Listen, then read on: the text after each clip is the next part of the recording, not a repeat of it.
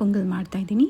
ಕುಕ್ಕರ್ಗೆ 1 ಗ್ಲಾಸ್ ಅಕ್ಕಿ ಹಾಕ್ಕೊಳ್ತಾ ಇದ್ದೀನಿ. ಅರ್ಧ ಗ್ಲಾಸ್ ಹೆಸರುಬೇಳೆನ ಹಾಕಿ ರೈಸ್ ವಾಶ್ ಮಾಡಿಕೊಂಡು 4 ಗ್ಲಾಸಸ್ ಆಫ್ ನೀರು, 3/4 ಸ್ಪೂನ್ ಜೀರಿಗೆ, 1/4 spoon turmeric, 3/4 spoon pink salt, 1/4 spoon ಹಿಂಗು ಸ್ಟಿರ್ ಮಾಡಿ ಲಿಡನ್ನು ಕ್ಲೋಸ್ ಮಾಡ್ಕೊಳ್ತಾ ಇದ್ದೀನಿ.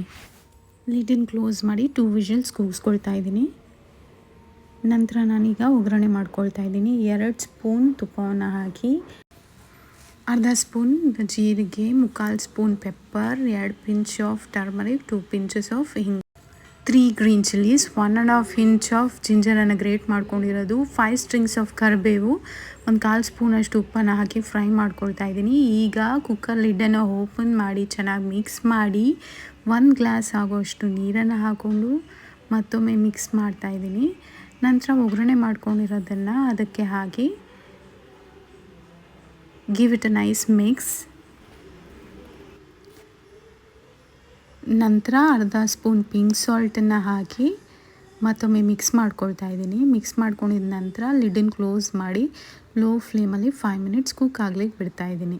ನೋಡಿ, ಆಫ್ಟರ್ 5 ಮಿನಿಟ್ಸ್ ಹೀಗಾಗಿರುತ್ತೆ. ಈಗ ಖಾರ ಪೊಂಗಲ್ ರೆಡಿ ಟು ಸರ್ವ್. ಒಂದು ಪ್ಲೇಟಿಗೆ ಸರ್ವ್ ಮಾಡ್ಕೊಳ್ತಾ ಇದ್ದೀನಿ. ನೋಡಿ ಎಷ್ಟು ಚೆನ್ನಾಗಿ ಕಾಣಿಸ್ತಾ ಇದೆ. ನೀವು ಒಮ್ಮೆ ಟ್ರೈ ಮಾಡಿ. ಸಮ್ಮರ್ ಸ್ಪೆಷಲ್ ಖಾರ ಪೊಂಗಲ್ ರೆಡಿಯಾಗಿದೆ. Thank you.